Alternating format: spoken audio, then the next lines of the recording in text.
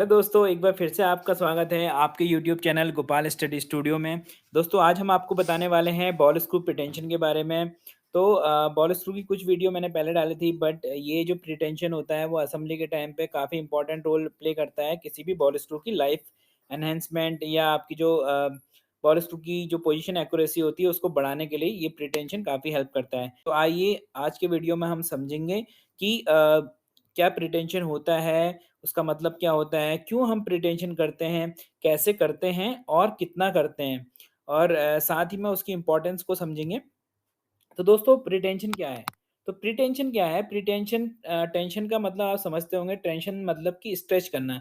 किसी भी चीज़ को आप स्ट्रेच कर रहे हैं मतलब उसमें आप टेंशन डेवलप कर रहे हैं। तो सेम वही केस बॉल स्क्रू के उसमें होता है। जैसे ये आपको बॉल स्क्रू का स्पिंडल दिख रहा होगा, इसको हम बॉल स्क्रू का स्पिंडल या शाफ्ट बोलते हैं। तो बॉल स्क्रू का स्पिंडल शाफ्ट आपको दिख रहा होगा, तो यहाँ पे अगर हम दोनों साइड से पुल करेंगे, तो यहाँ पे क्या होगा? टेंशन, यहाँ पे टेंशन डेवलप होगा, तो उसी को हम बोलते हैं प्रीटेंशन ऑफ बॉल स्क्रू। तो ये प्रीटेंशन क्यों बोल रहे हैं? क्योंकि यहाँ पे असेंबली के वक़्त इसको टेंशनिंग किया जाता है और रनिंग से पहले किया जाता है। तो ड्यूरिंग असेंबली हम इस चीज़ को करते हैं, तो इसको इसीलिए बोलते हैं प्रीटेंशन। तो प्रीटेंशन की ज़रूरत क्यों होती है वो हम समझते हैं। होता क्या है दोस्तों, जब भी ये बॉल स्क्रू हमारे नॉर्मली स्टील मटेरियल के होते हैं, तो स्टील मटेरियल में क्या प्रॉपर्टी होती है या कोई भी आप स्टील या एल्यूमीनियम कुछ और मटेरियल भी लेंगे, तो होता क्या है, जैसे-जैसे उसमें टेम्परेचर ज़्यादा बढ़ता जाता है, किसी भी स्टील में अगर सपोज़ नॉर्मल कंडीशन में स्टील अगर 40 डिग्री पे है और अगर मैं इसी स्टील का टेम्परेचर 45 डिग्री कर दूँ, तो नॉर्मली क्या होता है, लेंथ में जो होता है ना वो एक्सपेंशन होता है। उसको हम थर्मल एक्सपेंशन भी कहते हैं, क्योंकि थर्मल एक्सपेंशन का मतलब होता है कि अगर आपकी जो जो अभी जो भी आपका मटेरियल है, जैसे इस कंडीशन में सपोज़ हम बॉल स्क्रू की बात कर रहे हैं, तो अगर वो टेम्परेचर के साथ उसकी लेंथ में चेंजेस आ रहे हैं, तो उसको हम बोलते हैं थर्मल एक्सपेंशन।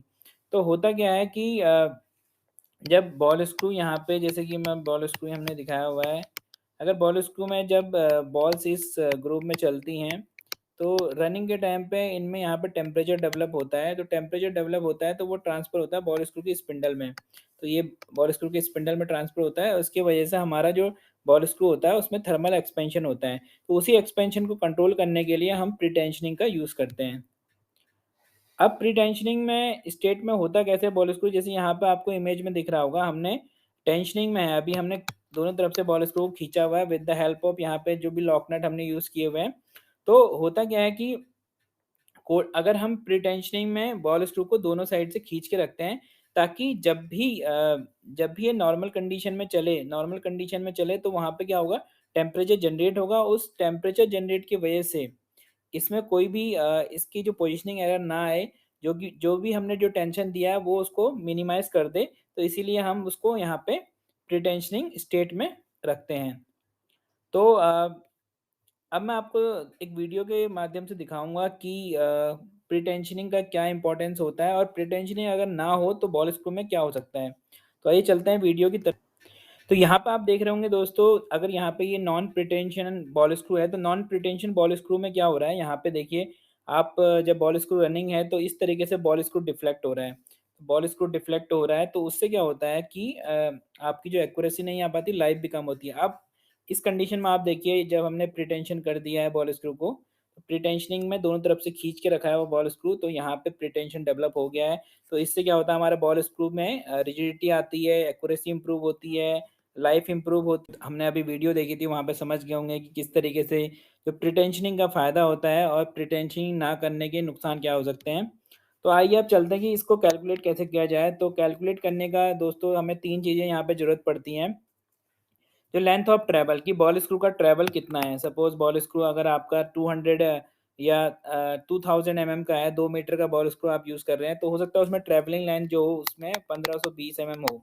तो जो ट्रैवलिंग लेंथ मतलब कि कहाँ से कहाँ पोज़ीशन तक वो मूव कर सकता है। तो आपका ट्रैवलिंग लेंथ आपको लेना होता है, ये आप सपोज़ में ले लेंगे। तो दूसरा चीज़ होता है टेम्परेचर राइज़।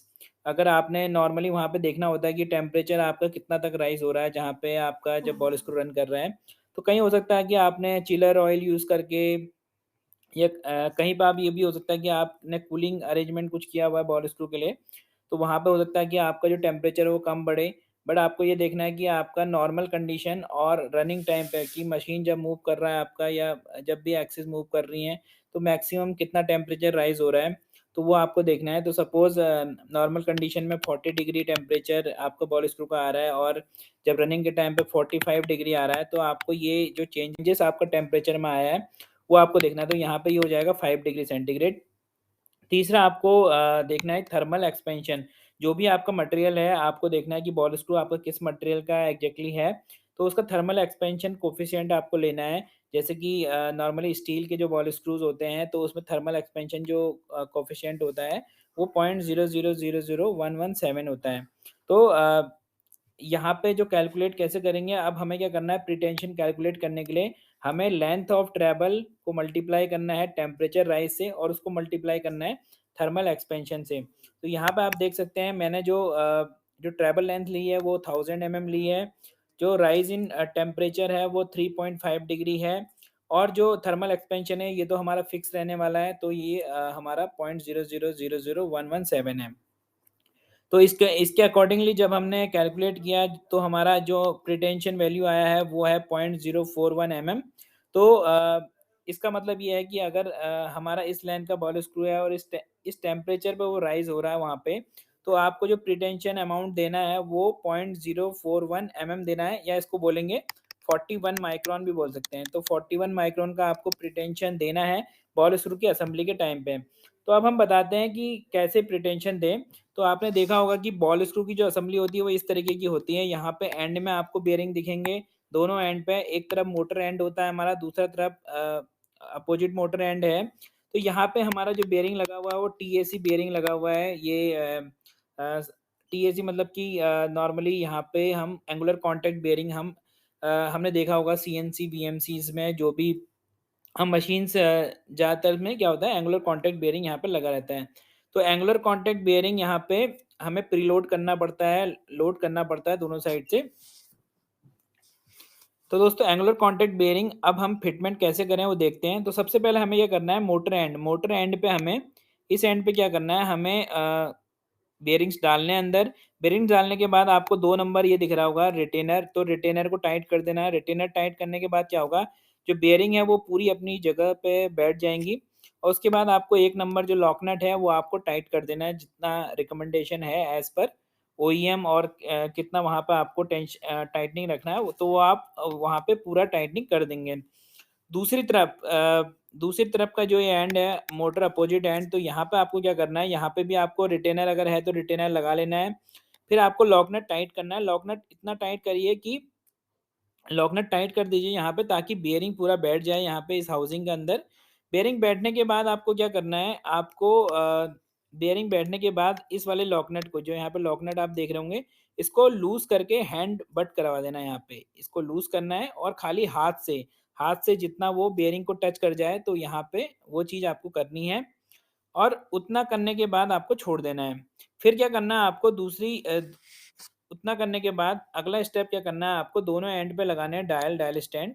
जैसे यहाँ पे आप देख रहे होंगे कि मैंने यहाँ पे एक एंड पे डायल बी लगा दिया है जिसमें बी रीडिंग आएगी और एक तरफ मोटर एंड पे लगा दिया है जहाँ पे हमारा ए रीडिंग कुछ आएगी। तो ये दोनों डायल हमने सेट कर देने हैं। दोनों डायल सेट करने के बाद हमने क्या करना है, जो ये मोटर अपोजिट एंड है यहाँ पे हमें इस लॉक नट को टाइट करना है।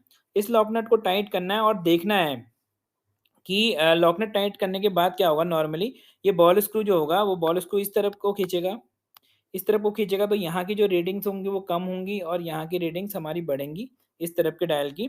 तो हमें देखना है कि बी माइनस ए मतलब कि जो इस वाली रीडिंग है सपोज़ ये आई अ, मेरी 40 माइक्रोन आई सपोज़ और इधर की जो रीडिंग हुई, जो इधर की रीडिंग गई वो सपोज़ आई यहाँ पे जो इसमें चेंजेस आया वो आया 10 माइक्रोन।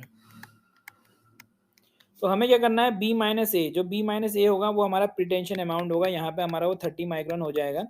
जैसे कि हमने यहाँ पे जो डायल सेट किया हुआ है वो डायल सेट किया हुआ है। डायल में जो चेंजेस आते हैं वो 40 माइक्रोन के आते हैं, यहाँ पे डायल में जो इस तरफ चेंजेस आते हैं वो 10 माइक्रोन के आते हैं। तो दोनों को रीडिंग को माइनस कर देना है, वही हमारा प्रीटेंशन अमाउंट है। तो हमें जैसे कि हमने कैलकुलेशन से निकाला था जो भी हमारा प्रीटेंशन अमाउंट आएगा उसके हिसाब से हमें यहाँ पे लॉक नट को उतना टाइट करके यहाँ पे हमें उस अमाउंट के बराबर रीडिंग को सेट करना है।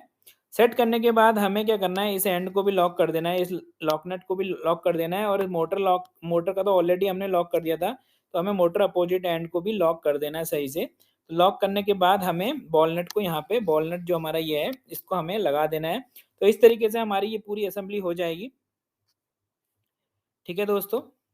तो आशा करता हूँ ये वीडियो आपको पसंद आया होगा और इसके बाद आप ये समझ गए होंगे कि प्रीटेंशन क्या होता है, इसकी ज़रूरत क्या होती है और प्रीटेंशन ना हो तो क्या हो सकता है, नुकसान क्या हो सकता है, क्या एरर आ सकते हैं और साथ ही में प्रीटेंशन करने का प्रोसीजर क्या होता है, वो भी आप अगर दोस्तों आपको ये वीडियो पसंद आया हो तो please like this video, share this जिसको भी इसकी रिक्वायरमेंट है उसको शेयर करिए क्योंकि हो सकता है आपके कई दोस्त लोगों को ये वीडियो वो देखना चाह रहे हो बट वो देख ना पा रहे हो। चैनल को अगर आपने सब्सक्राइब नहीं किया है तो प्लीज़ सब्सक्राइब माय चैनल और कमेंट करना ना भूलिए। कमेंट अगर देखिए कमेंट आप जितना करेंगे तो उससे क्या होगा आपकी क्लैरिटी बढ़ेगी। अगर आपको कोई भी कन्फ्यूजन इसके अंदर है तो आप कमेंट करके पूछ सकते हैं या वीडियो को दोबारा देखिए। वो आपके हो सकता है जो आपने एक बार देखने पे आपकी आपको जो क्लियर ना हो पाए वो दोबारा देखने पे क्लैरिटी आ जाए। इस वीडियो में फिर मिलेंगे कुछ नए टॉपिक्स के साथ, कुछ नए इम्पोर्टेंट टॉपिक के साथ। तब तक के लिए इजाज़त दीजिए। नमस्कार, जय हिंद, जय भारत।